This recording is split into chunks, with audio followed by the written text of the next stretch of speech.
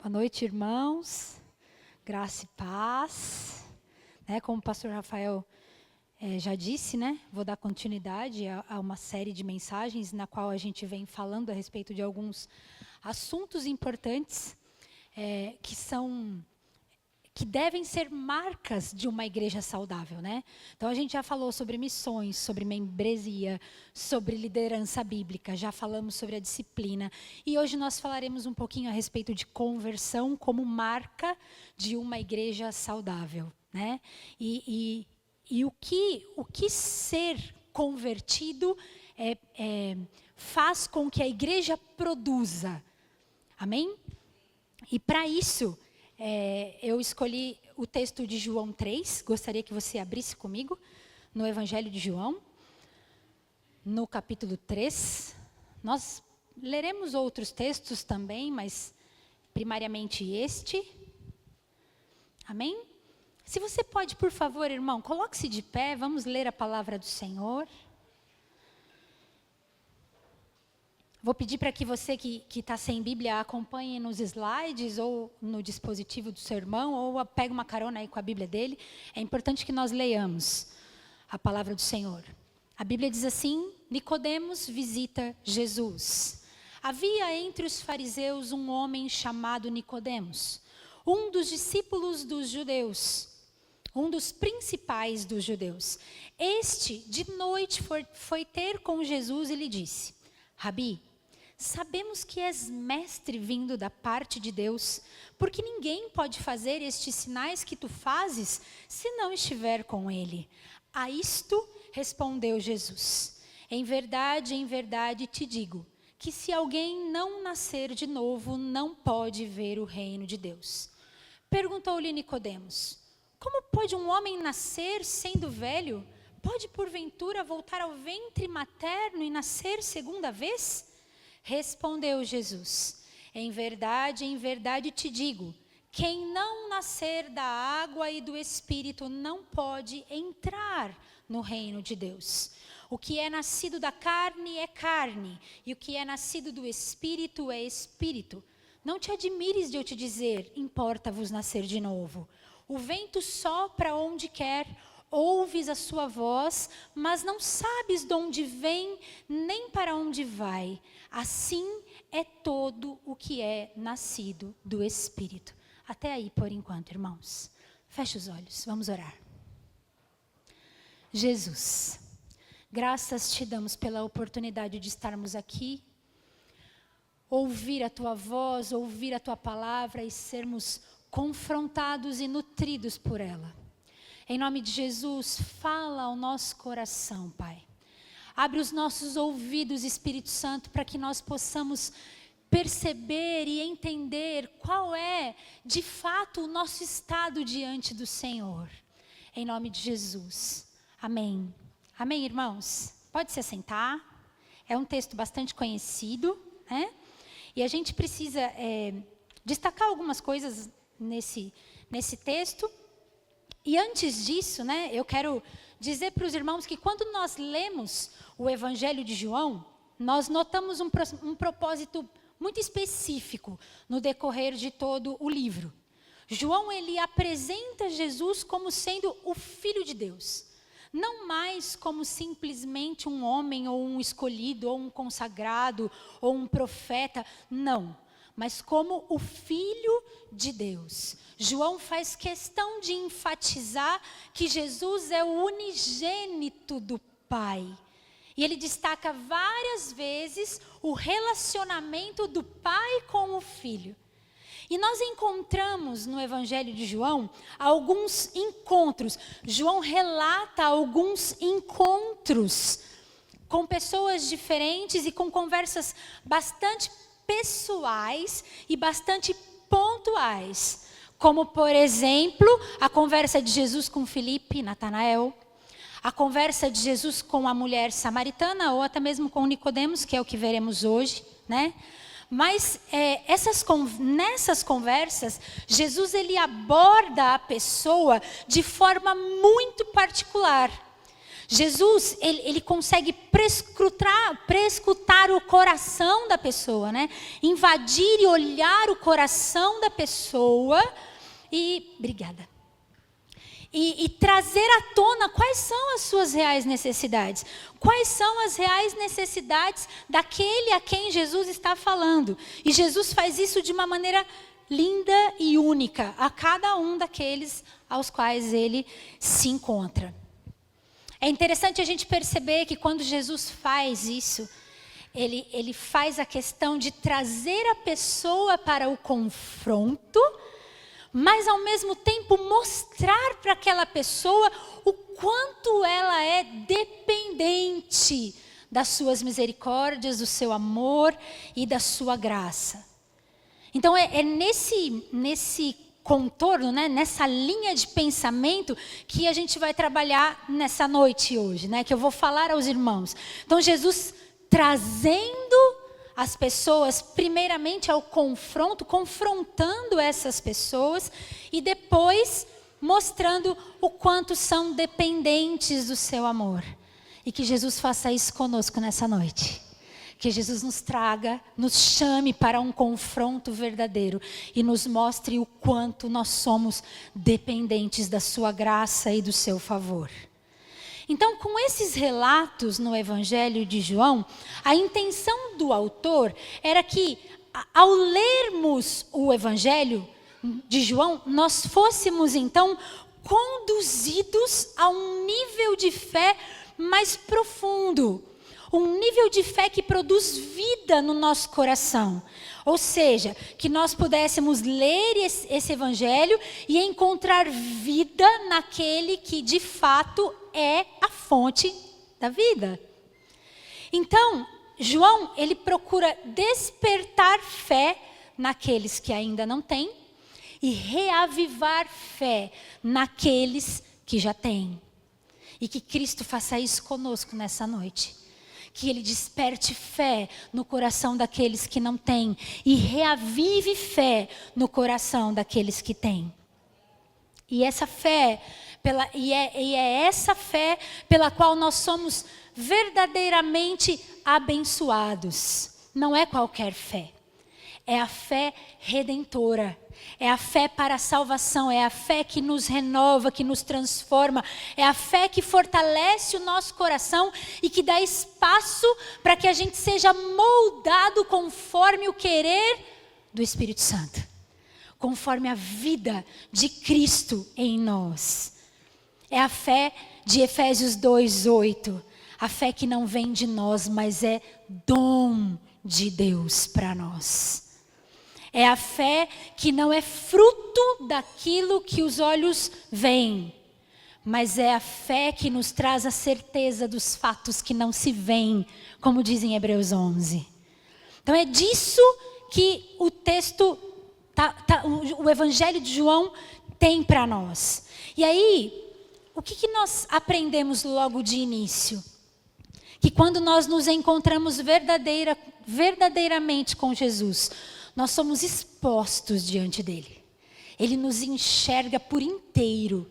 Ele nos enxerga totalmente. E quando nós nos encontramos com Jesus, nós imediatamente percebemos a nossa natureza falha e pecadora. E então ele traz à tona as nossas reais necessidades. Encontrar-nos com Jesus nos faz perceber o quanto nós somos dependentes da sua graça e do seu favor. E quando a gente vem para o texto de João 3, para que a gente entenda melhor o contexto, né, do encontro de Jesus com Nicodemos, nós precisamos considerar os 3 últimos versículos do capítulo 2. E aí eu vou ler para você. Você pode voltar sua Bíblia aí comigo. João 2, um pouquinho antes do que nós lemos. João 2, do 23 até o 25. A palavra do Senhor diz assim, finalzinho, né? Em algumas Bíblias traz o subtítulo de a fé superficial ou inadequada, na minha Bíblia diz, muitos creem em Jesus. 23. Estando ele em Jerusalém durante a festa da Páscoa, muitos, vendo os sinais que ele fazia, creram no seu nome. 24. Mas o próprio Jesus não se confiava a eles, porque os conhecia a todos. E não precisava de que alguém lhe desse testemunho a respeito do homem, porque ele mesmo sabia o que era a natureza humana. Então veja que aqui, Jesus ele já está bastante conhecido da multidão. Jesus, ele já havia realizado muitos sinais, muitos milagres, embora João registre apenas aqui, antes desse capítulo, né, as bodas de Caná da Galileia, mas Jesus já havia feito muitos outros milagres, como o próprio livro de João fala, né, em João 20, do 30 ao 31, né, que João registra o que está aqui de maneira intencional, para que o povo cresce que Jesus era o Cristo, o Filho de Deus, e para que, crendo, tivessem vida em seu nome. E aí, quando Jesus, no entanto, na verdade, né, Jesus ele percebe que muitos que estavam no meio dessa multidão, muitos começaram a crer por conta daquilo que estavam vendo. Muitos criam por conta dos milagres que ele estava fazendo. Como diz o texto, eles viam e por isso criam. Muitos, né, no 23, vendo os sinais que ele fazia, creram em seu nome. Mas o 24, Jesus traz uma observação muito valiosa. No 24, Jesus diz, né, o texto diz, João diz, o próprio Jesus não se confiava a eles, porque os conhecia a todos. O texto ressalta que Jesus não confiava nesses que criam, porque viam os sinais. Porque Jesus os conhecia muito bem. Jesus não confiava neles. E não precisava que ninguém lhe contasse a respeito desse, ou desse testemunho a respeito dessas pessoas, porque ele sabia o que era a natureza humana. Então veja que aqui Jesus está separando um nicho de pessoas que viam os sinais, ficavam impressionados com o que viam, criam no seu nome, mas de maneira superficial, de maneira inadequada, de maneira nominal apenas, né? E a Bíblia fala que Jesus lhes conhecia o coração.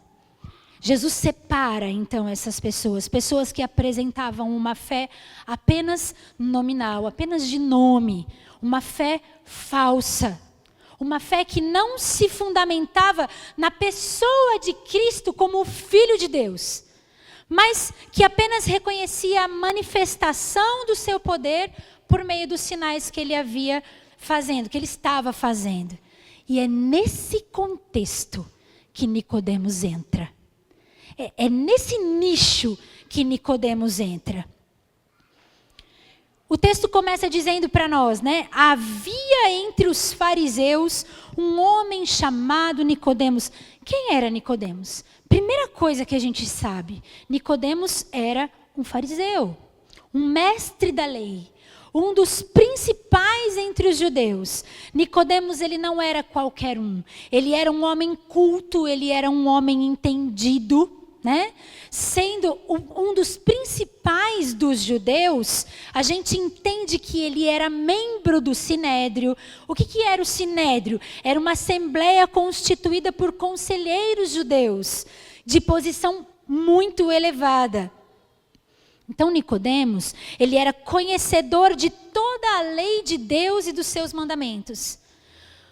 Os fariseus eram um grupo de judeus da mais alta classe, e eles eram conhecidos entre o povo por serem extremamente qualificados e zelosos com a lei de Deus. E Nicodemos era um fariseu.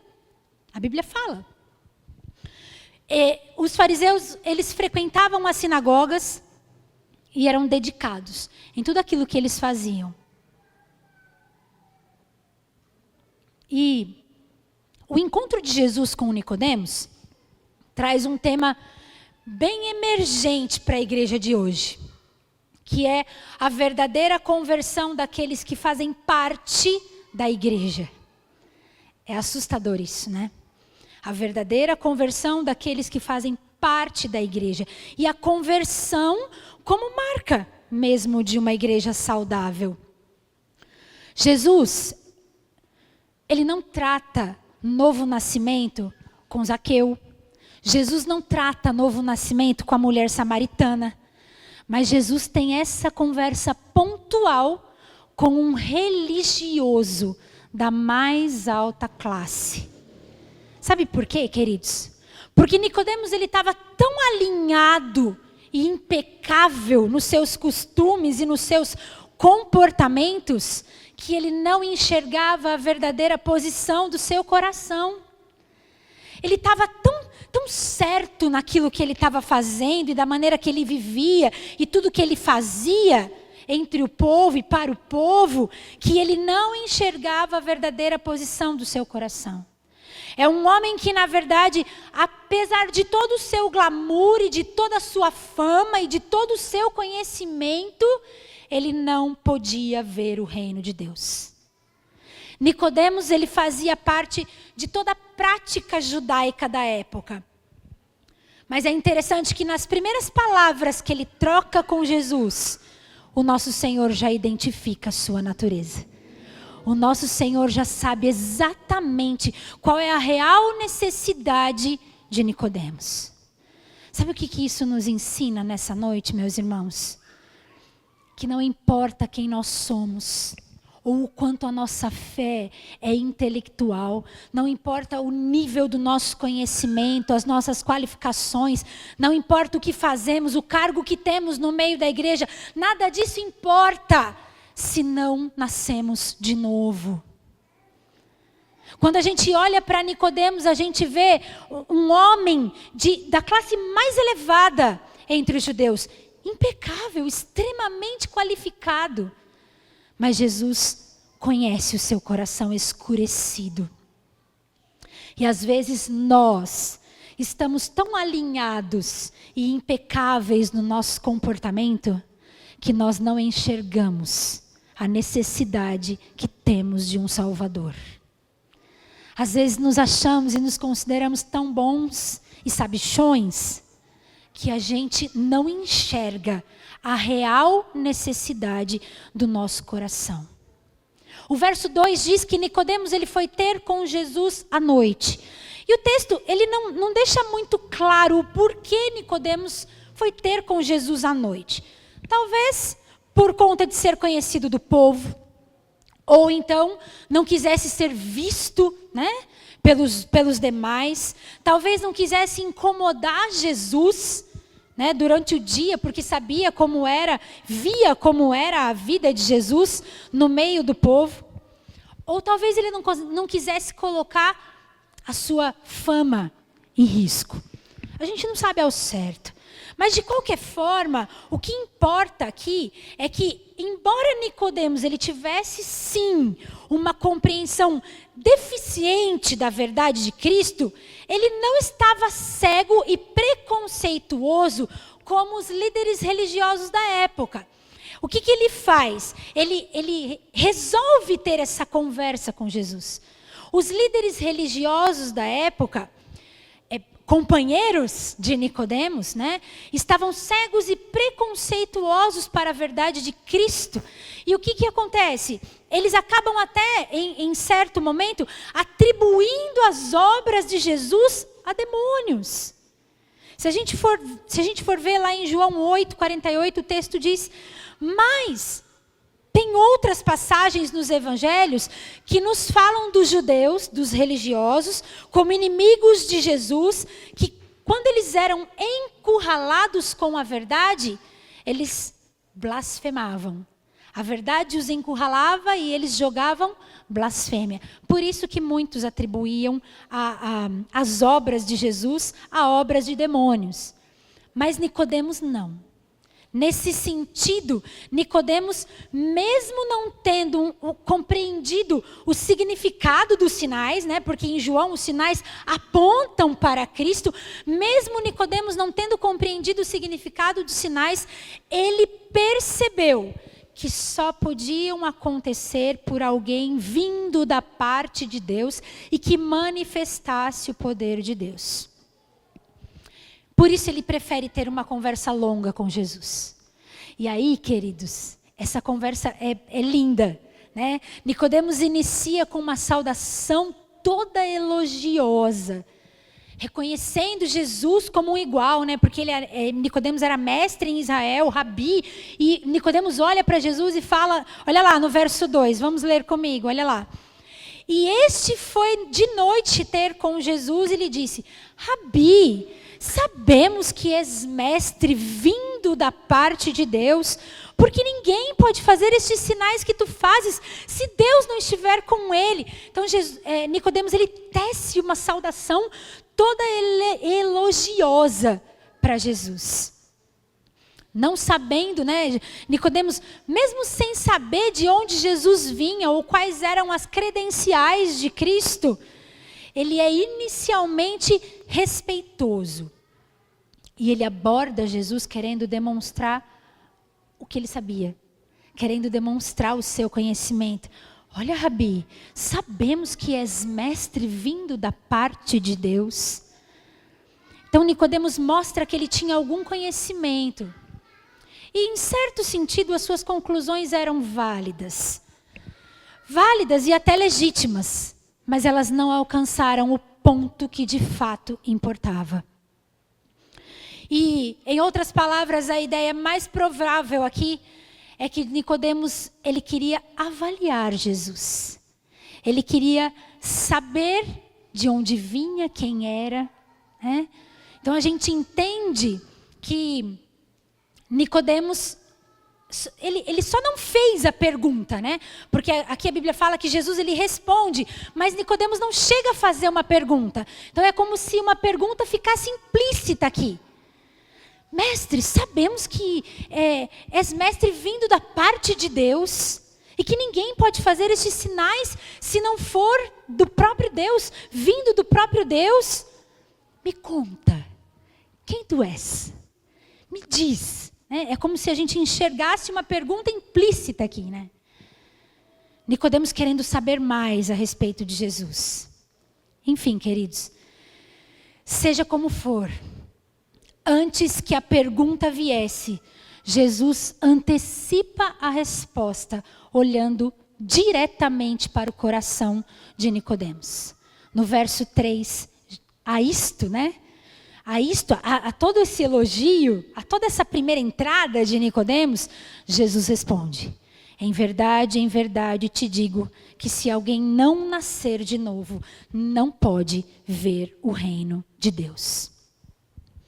Jesus não se impressiona com as palavras de Nicodemos, porque ele vê que o conhecimento, ele vê na verdade que Nicodemos ele não tinha conhecimento da verdade.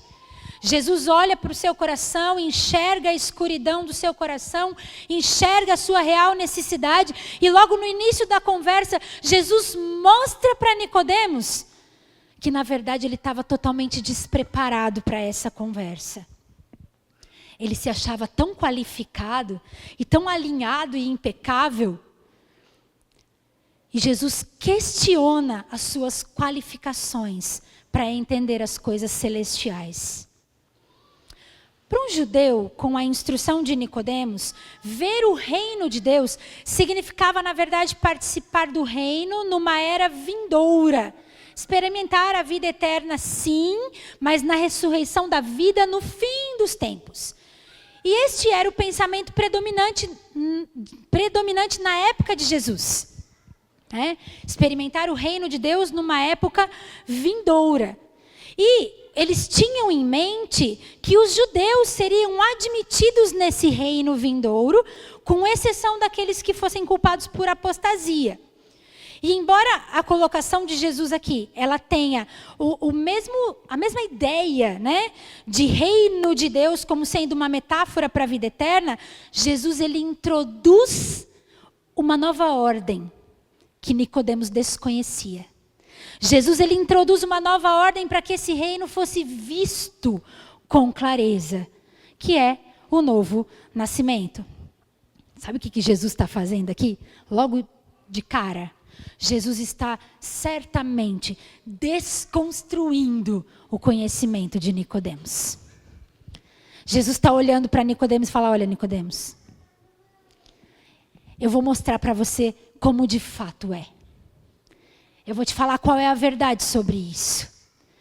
E então, Nicodemos responde para Jesus: como pode? Como pode um homem sendo velho, porventura, pode ele voltar ao ventre materno e nascer segunda vez? Nicodemos, ele se mostra um pouco confuso com a fala de Jesus. E ele não entende ao certo o que Jesus está querendo dizer. Ele fica de fato confuso. E aqui, Jesus ele utiliza uma expressão que, além de ser entendida como nascer de novo, né, ela também pode trazer a ideia de nascer do alto, ou de ser gerado do alto, trazendo a compreensão de que esse novo nascimento, que é requisito para a vida eterna, só pode vir daquele que vem do alto ou que está no alto. E isso vai fazer sentido no texto mais para frente. O verbo, se a gente for olhar no original, o verbo nascer aqui, ele está na voz passiva. O que isso significa, irmão? Que, na verdade, o sujeito ele não exerce ação alguma sobre o fato ou o acontecimento. Ele apenas recebe a ação de outro. E o novo nascimento é exatamente isso. Não exercemos ação alguma nesse aspecto. Não exercemos. Apenas recebemos a ação divina no nosso coração. A gente pode pensar aqui sobre a ideia de um nascimento natural, né? Biologicamente falando, né? Ninguém nasce pela sua própria vontade, mas pela vontade do outro. Da mesma forma quanto ao nascimento espiritual. Ninguém experimenta nascer de novo, senão pela vontade do próprio Deus. E aí, a gente tem o texto de João 1, que explica um pouco para nós isso. Volta um pouquinho aí a sua Bíblia, ó. João 1. Espera aí que saiu aqui.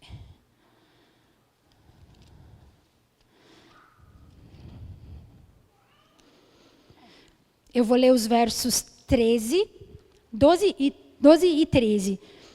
A Bíblia fala assim, ó. João 1, 12 e 13.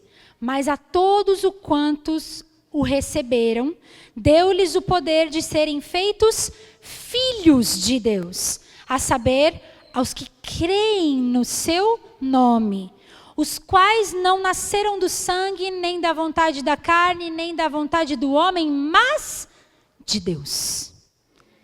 Aqui, João está falando exatamente desse novo nascimento. João está associando a ideia de receber Jesus, de crer em seu nome, para sermos feitos filhos de Deus. E isso só ocorre com aqueles que não nasceram do sangue, nem na vontade do homem, mas da vontade de Deus. A resposta de Nicodemos para Jesus aponta uma falta de entendimento das coisas espirituais. Ele não estava compreendendo. E revela também a sua incredulidade. Porque diante dos seus conhecimentos, o novo nascimento ele não era um requisito para participar do reino. É uma resposta que apresenta um padrão recorrente no Evangelho de João. Jesus fala, né? Isso não fica bem entendido. Depois, Jesus segue com mais explicação. E isso acontece em vários encontros e em vários episódios. E no verso 5, é o que acontece aqui. Então, Jesus, ele fala com Nicodemos. Nicodemos não compreende, e aí Jesus volta e fala de maneira diferente. Olha, verso 5, vamos ler comigo. João 3:5. Diz assim: Respondeu Jesus: em verdade te digo, quem não nascer da água e do Espírito não pode entrar no reino de Deus.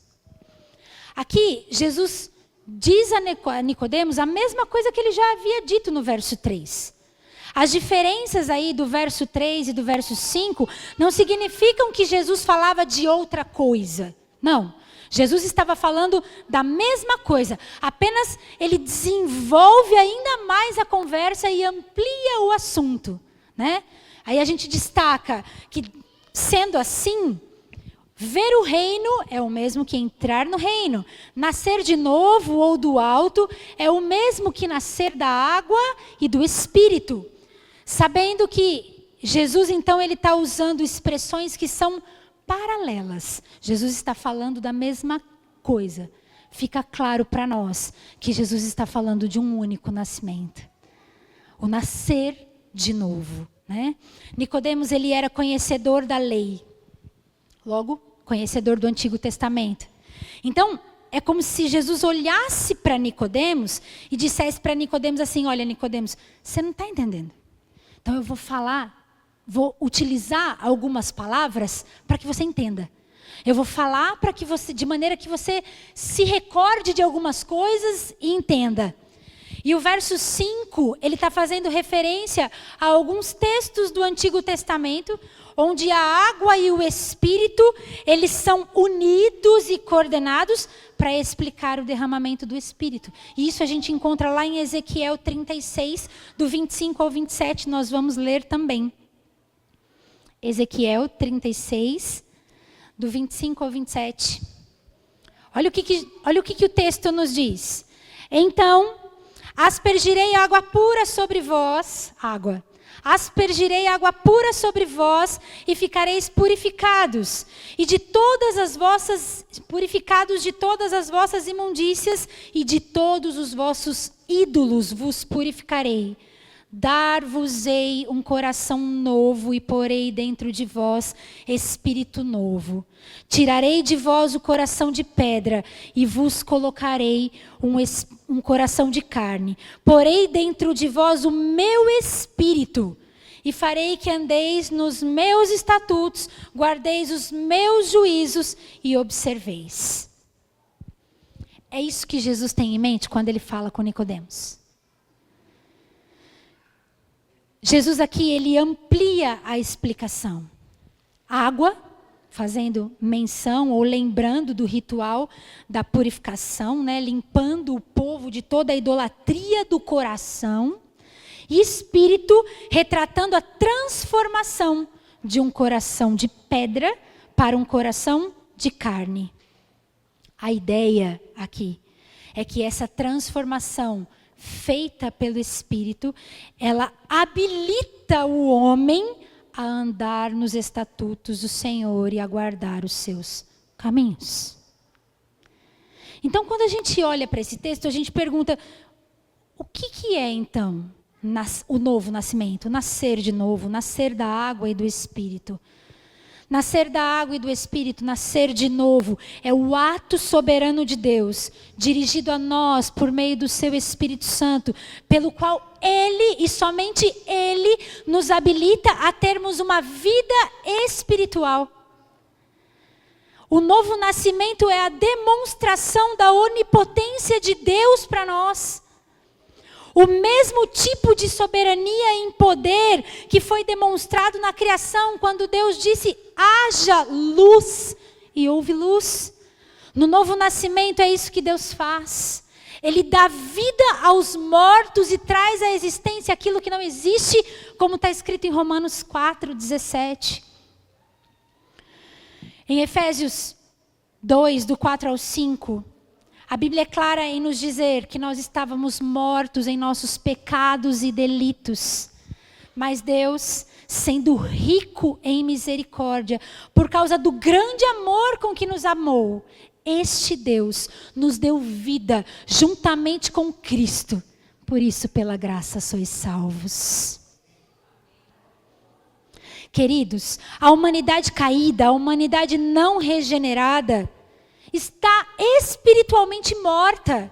E aqueles que estão espiritualmente mortos não podem ter desejo pelas coisas do Espírito ou pelas coisas do próprio Deus. Tito 3, do 4 ao 7, a Bíblia diz assim que a benignidade de Deus se manifestou a nós, não por obras de justiça praticadas por nós, mas pela sua misericórdia. A benignidade de Deus se manifestou a nós e por isso Ele nos salvou pelo lavar regenerador e renovador do Espírito Santo. O Espírito que Ele mesmo derramou sobre nós abundantemente por meio de Cristo, o nosso Salvador. A fim do quê? De sermos justificados por sua graça.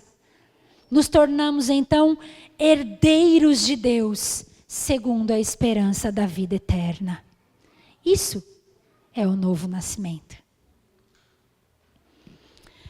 A gente entende então, querido, que sem novo nascimento não há regeneração.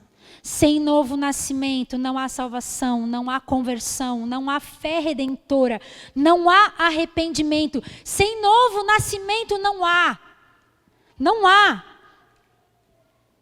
Joel Bick, se referindo à verdadeira certeza da salvação, ele diz assim: sem o Espírito, não teremos a certeza que deveríamos ter, ou acreditaremos tê-la quando na verdade não a temos. Eu vou repetir.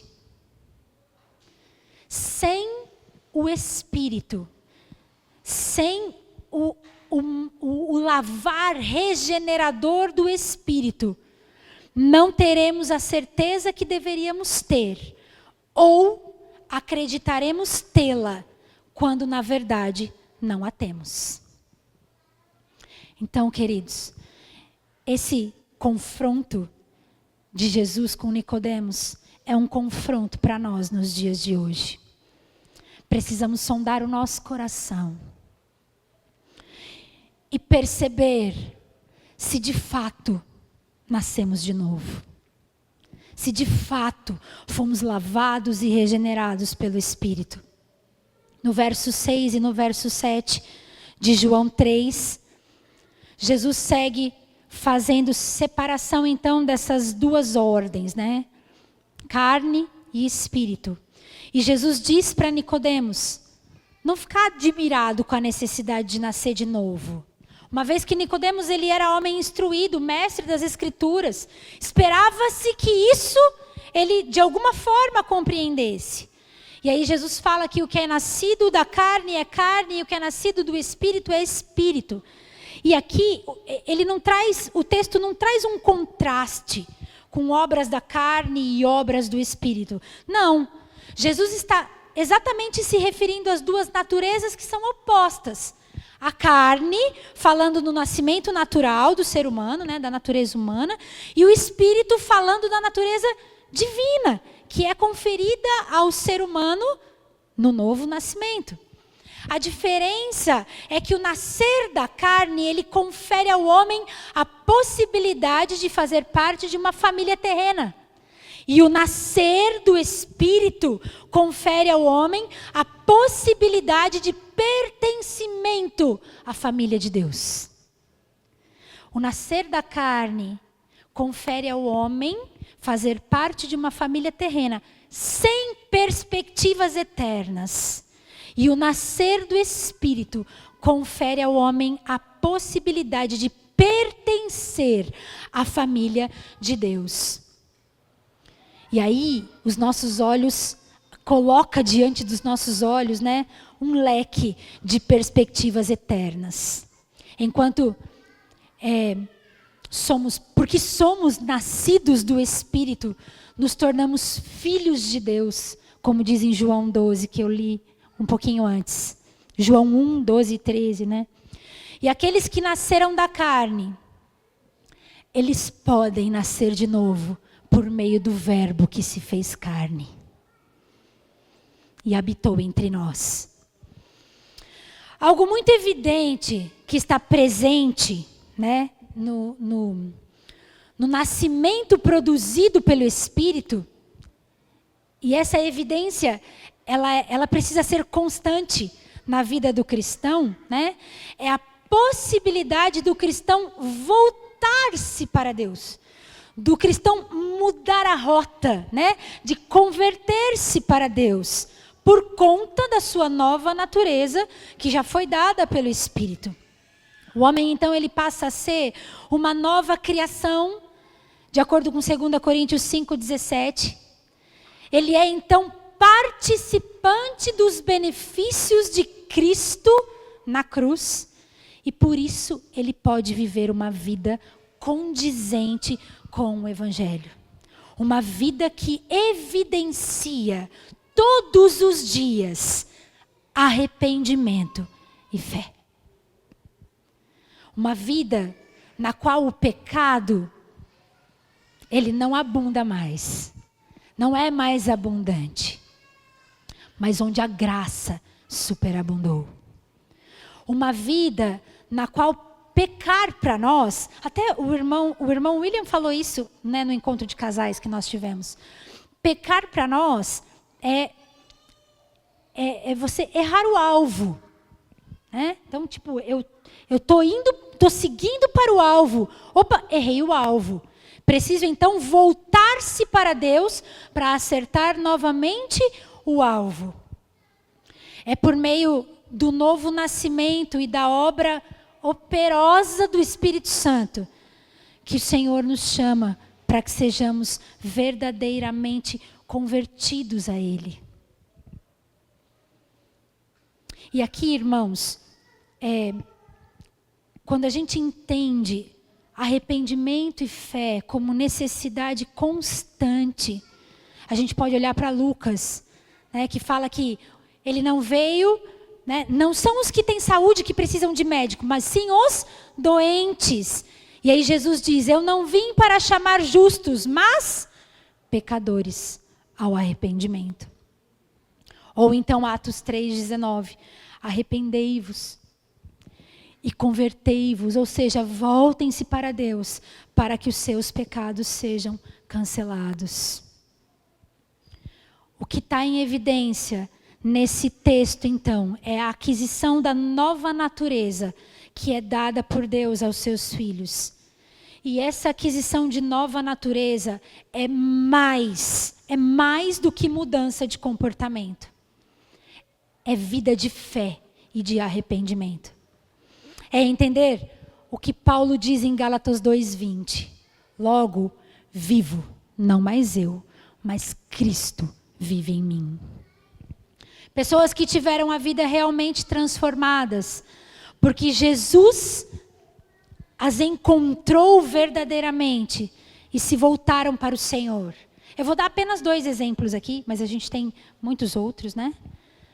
A gente tem Zaqueu, o publicano, né? Cobrador de impostos, Lucas 19. A Bíblia fala que após ele ter se encontrado com Jesus, o que ele fez? Ele fez questão de restituir a todos quanto ele havia defraudado ou roubado. Mesmo que isso lhe causasse algum tipo de constrangimento ou de consequência. Ele não se importou com isso. Ele se arrependeu. E mostrou evidência de arrependimento. A gente tem Paulo na estrada de Damasco, Atos 9. A Bíblia fala que Paulo, ele respirava ameaças e morte contra aqueles que faziam parte do caminho. Ele respirava ameaças e morte contra aqueles que faziam parte do caminho. Eu vou ler. Abra comigo lá em Atos. Vamos ser bem rapidinho aqui, tá? Atos 9.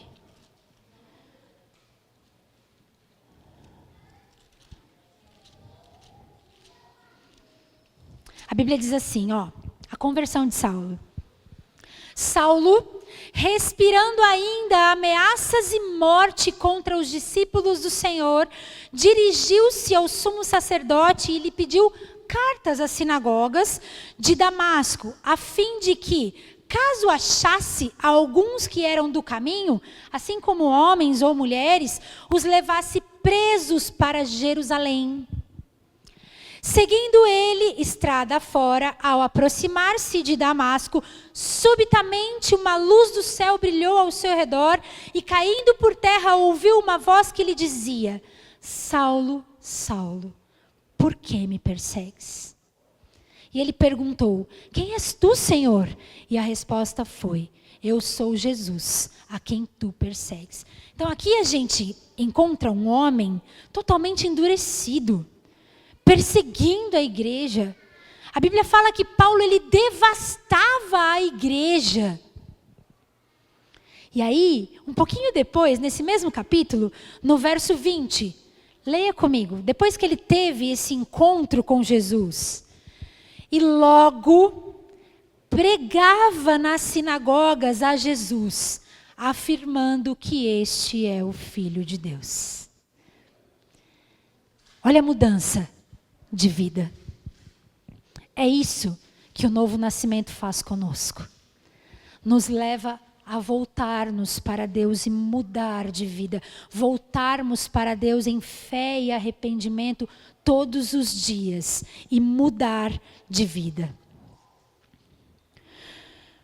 O verso 8, que é o último que eu li, ele diz assim: o vento sopra onde quer, ouves a sua voz, mas não sabes de onde vem, nem para onde vai. Assim é todo aquele que é nascido do Espírito. Mais uma vez aqui, né, a gente percebe que Nicodemos, ele não entende o que Jesus fala. Então, Jesus explica novamente para ele. E Jesus aqui está fazendo referência novamente a um texto do Antigo Testamento. Né? Do mesmo jeito que Jesus explicou a Nicodemos o nascer da água e do Espírito, utilizando referência de Ezequiel 36, né? A purificação da água e a transformação pelo coração de carne. Aqui, Jesus faz a mesma coisa. Jesus explica para Nicodemos, o vento sopra onde quer, né? Jesus explica para Nicodemos, baseando-se em Ezequiel 37. Então, Jesus está fazendo uma comparação entre vento e espírito, baseado em Ezequiel 37. Que é, na verdade, se a gente for olhar o Antigo Testamento, é o que Nicodemos deveria conhecer, por ser conhecedor da lei. E esse texto de Ezequiel 37, ele é um texto que fala a respeito do vale de ossos secos. E eu vou ler apenas o verso 9, Ezequiel 37, 9, que diz assim: então ele me disse: profetiza ao Espírito, ó filho do homem, e dize-lhe: assim diz o Senhor, vem dos quatro ventos, ó Espírito, e assopra sobre estes mortos, para que vivam. Jesus estava explicando a Nicodemos que, embora o vento ele não possa ser controlado e nem entendido pelos homens, por isso, né, sopra onde quer, ainda assim nós podemos perceber os efeitos do vento. Nós ouvimos o seu barulho, como diz o texto lá de João, né, ouvimos a sua voz. Nós ouvimos o seu barulho, mas não temos controle algum sobre ele. Não sabemos de onde vem, nem para onde vai. Mas com certeza nós percebemos o que ele faz, não é? A gente sente o nosso cabelo esvoaçar. A gente sente a nossa pele ser tocada pelo vento. A ondulação, né, dos matos e dos terrenos baldios. A gente percebe tudo isso. Essa é a ação do vento. Então Jesus está comparando a mesma coisa. Da mesma forma, o Espírito. Da mesma forma, o Espírito. Não podemos controlá-lo e nem entendê-lo, mas podemos testemunhar o seu efeito na vida daqueles que receberam o novo nascimento. Então, queridos, se nós recebemos um novo nascimento, se nós de fato voltamos ao Senhor com fé e arrependimento, nós precisamos evidenciar novo nascimento. Nós precisamos evidenciar características de uma nova vida em Cristo. Fomos feitos de novo. A nossa natureza foi mudada, foi transformada. Uma igreja saudável, ela experimenta a ação do Espírito Santo. Uma igreja saudável experimenta a ação do Espírito Santo e seus efeitos são inegáveis e inconfundíveis. Uma igreja saudável apresenta marcas de uma conversão verdadeira por meio dos efeitos transformadores do Espírito Santo na vida da igreja.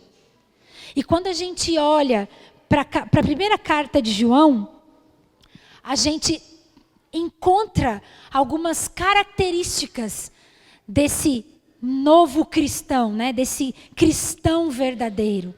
Eu não vou falar os versos, mas a carta de João é bem curtinha, a primeira carta de João. Então é importante que nós leiamos em casa. Mas 1 João fala que aquele que ama a Deus sobre todas as coisas, guarda os seus mandamentos e é aperfeiçoado nele. Aquele que ama a Deus anseia andar na luz como ele na luz está, e por isso ama os seus irmãos e tem prazer na comunhão dos irmãos.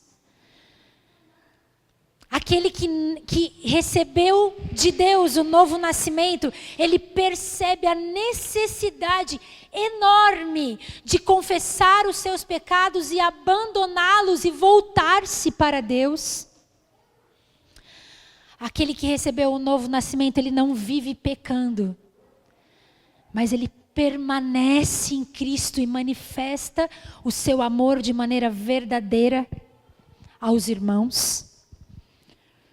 Ele é nascido de Deus e possui a promessa de vida eterna que Ele nos fez.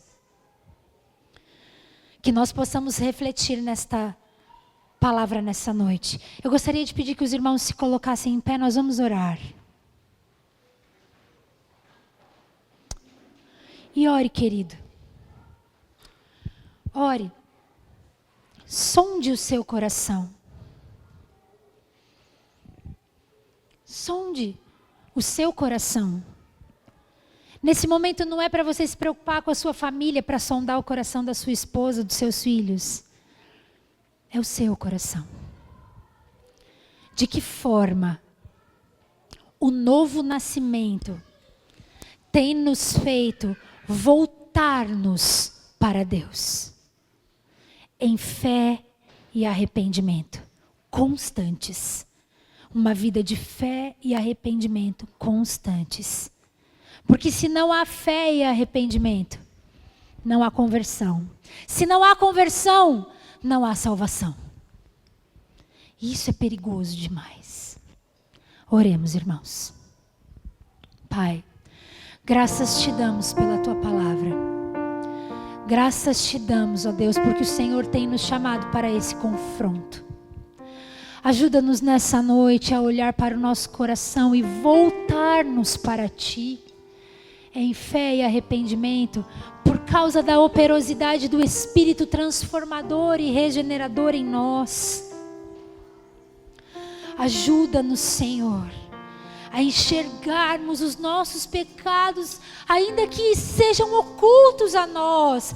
Revela-nos, Senhor. Revela-nos, Senhor, porque como foi lido no início deste culto, enquanto calamos os nossos pecados, envelhecem os nossos ossos, porque a tua mão pesa sobre nós. A tua mão pesa sobre nós. Mas quando nós os confessamos a ti, o Senhor é fiel e justo para nos perdoar e nos aproximarmos de ti. Nos aproximar de ti em fé e arrependimento. Senhor, se olhar para o nosso coração nessa noite, tenho certeza, Pai, que nada vai encontrar de bom aqui dentro. Mas o Senhor vai olhar o nosso ego. O Senhor vai olhar a idolatria do nosso coração, a escuridão do nosso coração. O Senhor vai olhar a nossa própria justiça. Mas troca, Pai, o nosso coração de pedra por um coração de carne nessa noite. Dá-nos um novo coração, em nome de Jesus.